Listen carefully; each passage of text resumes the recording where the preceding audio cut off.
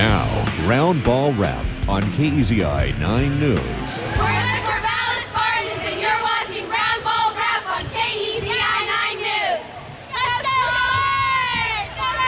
And a happy Valentine's Day, and welcome to the Roundball Wrap. I am Erik Elken. I'm the guy who forgot to wear red on Valentine's Day. Though today is a day to celebrate love, the Roseburg Indians have been feeling little of it as of late.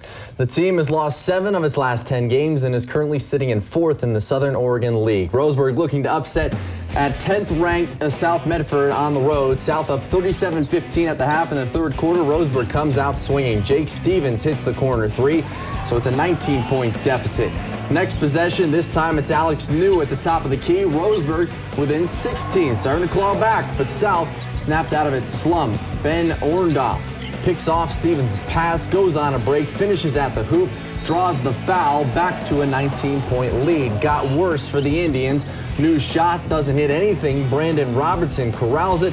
Outlets to Brandon Lupton for the layup. South with the statement win, 75-45. Other 6A games tonight, Sheldon narrowly falls at Lincoln, 65-64. Thurston, also in the Rose City, gets the win over Grant, 64-52. West Albany ranked 4th in 5A, but is in 2nd place in the Mid-Willamette League to Crescent Valley. Into the third quarter, tied at 45. Hunter Hurley drains the third. Blake Roberson, I should say, drains the 3. And CV's up by 3. Fourth quarter now, CV ball, Joe Casey, McKinley Laniger, or Lane Gagger, I butchered that, I'm sorry. Bears 3 Raiders up 10, 6.5 minutes left, so it should be an easy win for CV, right? No, Nate Sherwood with the steal, the bucket, and the foul. He missed the free throw, but CV now just a 5. Later, Cody Lahota, he's a quarterback, feeding Sherwood for 2 more. Just a 4-point game. 90 seconds left. CV up by 1 now. West A's J.J. Stewart to Sherwood in the corner. Jab step. 3. No way. West Albany up by 2. The Bulldogs outscore the Raiders 21-9 in the fourth quarter. What a comeback win, 68-63. The fun. Every time I hear Sherwood's name, I'm waiting for the big dunk. Corvallis looking to get back to 500 this season, hosting Lebanon. First quarter, Spartans Cole Garrett for 3, no good. Quentin Kyle, though, gets the rebound, puts it back up for 2. Corvallis out to the 4-0 lead. Lebanon gets on the board, though. Colson Shanks makes something out of nothing here, and 1 cuts the deficit 2-1. Warriors Ian Smith will then find Garber for 3. It's good, and Lebanon takes a 2-point lead. Spartans respond. Jordan Davis to Zach Zaleski. Nice pass, nice finish, ties the ball game up. Then a few plays later, Corvallis with the ball again. Jordan Davis, you don't want to leave him that open. Game was close early, but Corvallis cruises to the 75-44 win. South Albany looking for its first league win hosting Dallas. The Dragons got out to the fast start. Spencer McCarron with the nifty spin finishes for 2. It was a 9-0 run to start the game for Dallas. The Rebels in search of their first bucket. Dominic Crittenden works his way into the paint, pull-up jumper, gets the roll. Those are the only points of the entire first quarter for the Rebels. Trying to create something off the pass here to the Rebels. Dallas breaks it well off the press. Cole Church scores. Dallas too much for South Albany. Wins easily, 59-35. 4A Skyum League action. Elmira at Junction City. First quarter, Devin Locke will hit the 3. Tigers on the board first. Minutes later, Locke just hit the 3. We get the ball this time as the distributor to Joe Van Ross on the fast break in Junction City, out to an 8-1 lead. Middle of the quarter, Van Ross again. JC up 15-3. That was pretty nice. Elmira coming back on the inbound, but he finds it, turns and makes it 15-8. Falcons still trailing though, with only 8 seconds left in the first quarter. Will Galt misses the 3, but Van Ross gets it in at the buzzer. Final score of the game, Junction City 68-47 over Elmira. A huge 2A Mountain View Conference game. Defending state champs Oakland taking on Days Creek. DC up 4-0 early. The steal by Joey Dixon. Magnus finds Roy Benzel all alone. Wolves go up 6-0. I want to say Joey Dixon Magnus again. Oakland answers right back. Oker's on the board. Brandon Matos with the bucket. A couple minutes later, it's Dixon Magnus again down low. He scores. Days Creek up by 7 now. Moments later, the Wolves on the fast break. This time it's Jeb Harper with a hand in his face. Days Creek pulls off the upset, shuts down Oakland 42-24. Dragons of Monroe hosting Riddle in another Mountain View matchup. tied at 2 in the first. Garrett Williams to Ben Renshaw. 3-point shot puts the Dragons in front with the lead. Just a minute later, Monroe up 7-2. Kendall Seitzinger. I want to keep saying Seitzinger. It's a good one. Another 3 for the Dragons. End of the first quarter, Eugene Hopkins with the shot. And it's good. Riddle down 10-6. Unfortunately, we did not receive a final score in this one. No game of the week tonight. That's because it was last night. Churchill wore down South Eugene in the second half, 66-54 the final. The Lancers extended their winning streak to 13 games. David Shedrick, another huge game for Churchill, a game high 27 points.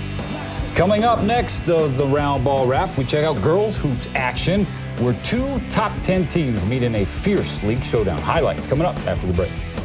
Now, Roundball Wrap on KEZI 9 News. Welcome back. The Willamette High School girls team hasn't let off the gas pedal since winning the state title last year. Wolverines 16-1 this season and have been ranked #1 in 5A for 5 straight weeks. Will High taking on Midwestern League and Cross Highway 99 rival North Eugene. Fast start for the Wolverines. Lexi Bando in the corner for 3. She's good at that. Willamette scored the game's first 7 points. Highlanders start knocking down some shots, though. Shelby Keller, she can knock down the 3 ball. And then later, Kelly O'Malley pops the jumper. Oh, my. 2-point game all of a sudden. But North couldn't hold down the defending state champs forever. Bando, this time for the top of the key. Same result as the corner. Then off a North turnover, Bando pushing the pace. The left-handed bounce pass, she's left-handed, to Kalani Cast, who cuts in the lane very nicely. Will High wins easily by 35 points, 65-30 the final. Other Midwestern League action, South Eugene hosting Churchill, trying to avenge the boys' loss last night. Third quarter, Lady Lancers up 10. Carly Betchen from the top of the key for 3. Churchill up 13. Lady Axe make a run, though. Hannah Nordstrand drives hard off the glass, but it goes in plus the foul. She said, oops, but she'll take it. Then Nordstrand with the cut underneath, hands in her face, but she still finishes. Deficit is just 9, but a turnover halts the South run. Betchen with the steal, all alone for the lay-in. Churchill girls complete the Lancers sweep of South, 56-37. Huge game in the Mid-Willamette League. Craig Robinson on hand for it. Third-ranked Corvallis at 5th-ranked Lebanon. Craig's daughter Leslie on Corvallis. Third quarter, Spartans up 4. Warriors on the fast break. Ellie Phillips fouled and gets the roll in one, makes it a 1-point game. Huge night for Jenna Morsch, working down low against Leslie Robinson. Gets the bucket to go. Lebanon now up by 4. Robinson trying to keep the Lady Spartans in it. Corner 3 ball. Stepping out and showing the range. It's a 3-point game. Final seconds of the third, Morsch responds. She's open in the corner. She's going to knock down a 3. Lebanon led it by 4 through 3 in the fourth. Lebanon kept getting the big shot when they needed it. Madison Cox hits the 3. Corvallis could not close the gap down the stretch. Warriors hand the Spartans their first league loss of the year, 62-53. Checking out the 4A Skyam League, Elmira taking on Junction City. First quarter, Jamia Gamby, the bucket. Out of nowhere. Out of nowhere, literally. JC up 9-2. Elmira coming back, though. Mackenzie Ingram to Miranda Jensen up ahead. And she lays it in. The Tigers on the prowl. Nice backdoor cut leading to a bucket. And then later, saving it from going out of bounds, cutting into the lane, off the glass, plus the foul. Nicely done. She made that a lot easier or better than I would, that's for sure. And then the easy lay. And here, Junction City wins 50-44. Crescent Valley and West Albany, both teams sitting at 3 and 5 in the Mid-Willamette.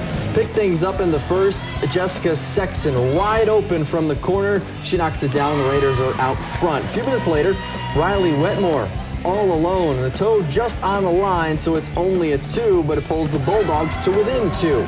West Albany's been trying to find a way without Ashton Signer this year, out for the year. A nice post move there from Allie Nelke and 1. West Albany goes on to win 58-42. 2A Mountain View Conference showdown, Oakland at Days Creek. 5 seconds left in the first half. Stevie Lee Jensen gets the bucket and the foul as time expires. She would miss the free throw. Days Creek led 22-16 at the half. Oakers trying to claw their way back down. 30-16 in the third quarter. Gallop coast to coast. Oakland cuts the lead to 12. Wolves next possession. Shauna Depew finds Isabel Coleman open down low. DC up 32-28, and then late in the third, that's Jasmine Harrington weaving her way to the bucket. Wolves take down the Okers 43-28. Riddle looking for its 14th win of the year, visiting Monroe. 2 minutes into the first quarter, Riddle down 3. Destiny Serta, a mid-range jumper, makes it a 1-point lead for Riddle. Or excuse me, now they're just down 1. A few minutes later, Riddle now up by 6. Caitlin Richter, the crazy shot. Dragons down by 4. Go to the second quarter now. Riddle's up by 1 point. Casey Warden storms through the D. From behind her head, makes the shot, giving them the lead. Monroe wins 51-47.